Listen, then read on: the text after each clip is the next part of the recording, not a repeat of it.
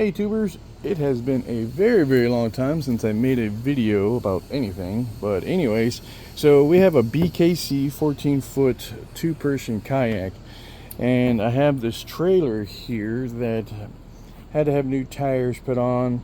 That rim over there, the hub was loose. I had to just do one turn on that. This is for an older boat that where the wood was actually facing this way and this way, and these deals here, they actually turn. So I turned them sideways and then put the piece of wood up there.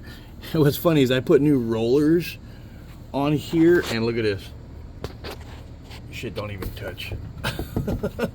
But however, what's cool, actually I realize is that if I go too far, they actually roll up on there. But anyways, that's not even gonna matter, because there's this bump stop slash hitch, not hitch, what do you call it, anyways, you know what the fuck that is, was right here, and I gotta bring it up to here.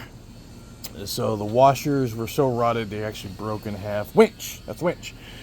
Anywho, so we haven't taken this out in several years, and then the wiring was so damn bad on it. It actually went through that tube that's right there, and that was just packed full of monkey squirrels. That's what I call them here in Ohio. And so anyways, I have to run that all the way back up through that tube. That's going to be a lot of fun. So if you guys have a trailer like this, run that wire and then find something to plug that sucker up to keep those things out of. These wires are still good that go to these side marker lights. I do have an order of LED submersible lights that are going to be coming today.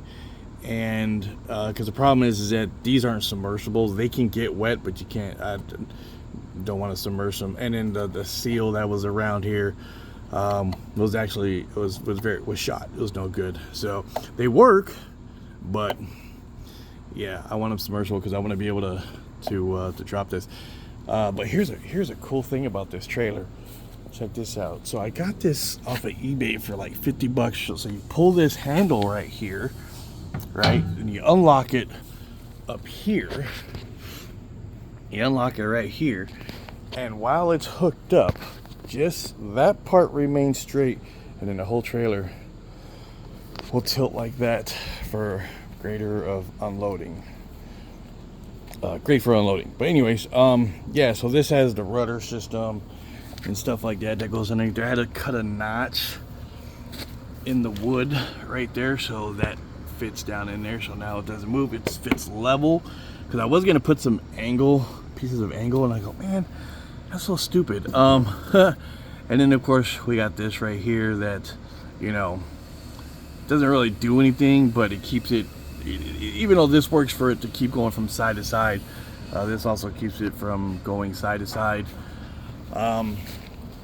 So yeah, so that's the plan. So the point of this video though is that the seats on the front seat here has ripped.